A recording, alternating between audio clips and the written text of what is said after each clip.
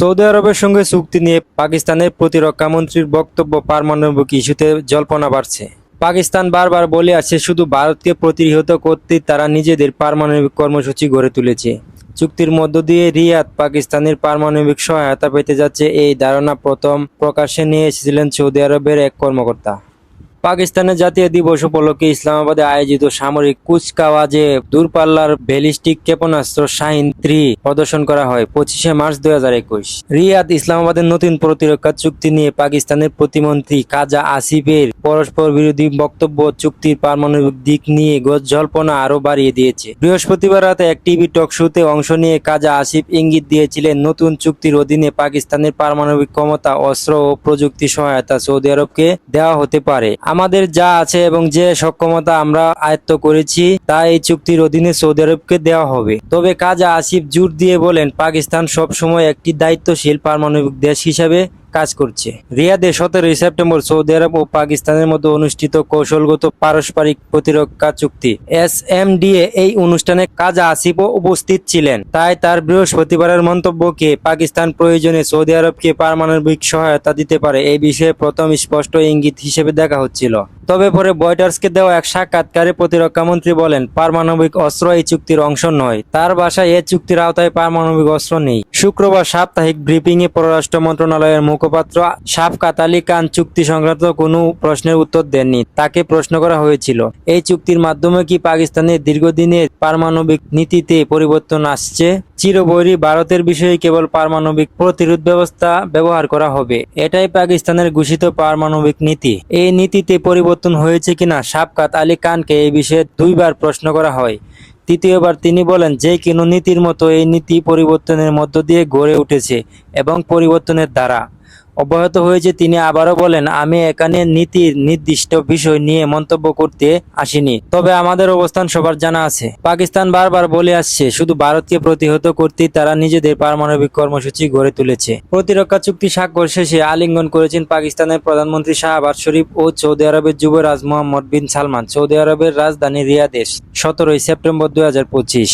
Saudi আরব পাকিস্তান চুক্তি মধ্যপ্রাচ্যের পারমাণবিক নিরাপত্তার হিসাব বদলে দিতে পারে। 2024 সালের ডিসেম্বরে পাকিস্তানের পররাষ্ট্র মন্ত্রণালয় বলেছিলেন, ইসলামাবাদ এটা যথেষ্ট পরিমাণে স্পষ্ট করেছে, আমাদের কৌশলগত কর্মসূচি এবং সম্মিলিত সক্ষমতা শুধু আমাদের প্রতিবেশী দেশ থেকে আসা সুস্পষ্ট বাস্তব অস্তিত্বের হুমকির প্রতিহতের জন্য ব্যবহার করা হবে। এইসবকে অন্য কোনো দেশের জন্য হুমকি হিসেবে দেখা উচিত নয় বলে জানিয়েছেন। শুক্রবার শাফকাত আলী খানের কাছে আরও জানতে চাওয়া হয়েছিল, চুক্তির ফলে সৌদি আরবে পাকিস্তানের সেনা মোতায়েনের নিয়মে পরিবর্তন আসবে কিনা, কিন্তু তিনি এ প্রশ্নের উত্তরও এড়িয়ে যান।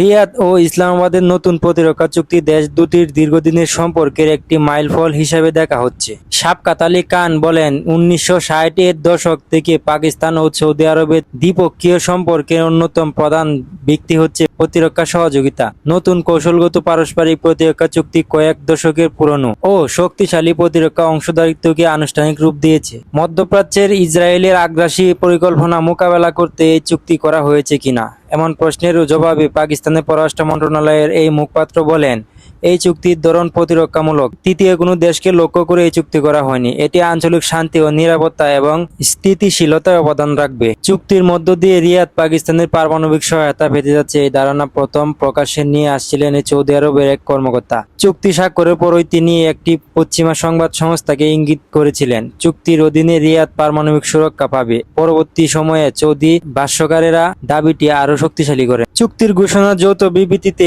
দুটি দেশের মধ্যে প্রতিরক্ষা সহযোগিতা বিভিন্ন দিককে উন্নত করতে এবং যে কোনো আগ্রাসনের বিরুদ্ধে যৌথ প্রতিরক্ষা ব্যবস্থা শক্তিশালী করার একটি উদ্যোগ হিসেবে উল্লেখ করা হয়।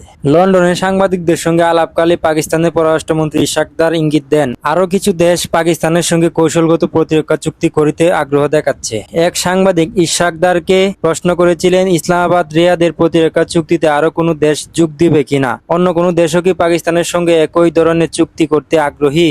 উত্তরে ইশাক দার বলেন, এখনই চূড়ান্তভাবে কিছু ঠিক হবে না, তবে আরো কিছু দেশ এ ধরনের চুক্তি করতে চায়। এটি করতে কয়েক মাস সময় লেগেছে, রাতারাতি স্বাক্ষর হয়ে যায়নি। চুক্তিটিকে ঐতিহাসিক উল্লেখ করে পাকিস্তানের পররাষ্ট্রমন্ত্রী বলেন, বুধবার 17 সেপ্টেম্বর যে চুক্তি স্বাক্ষরিত হয়েছে সৌদি আরবের সঙ্গে পাকিস্তানের, সেরকম একটি আনুষ্ঠানিক প্রতিরক্ষা ব্যবস্থা সব সময় ছিল।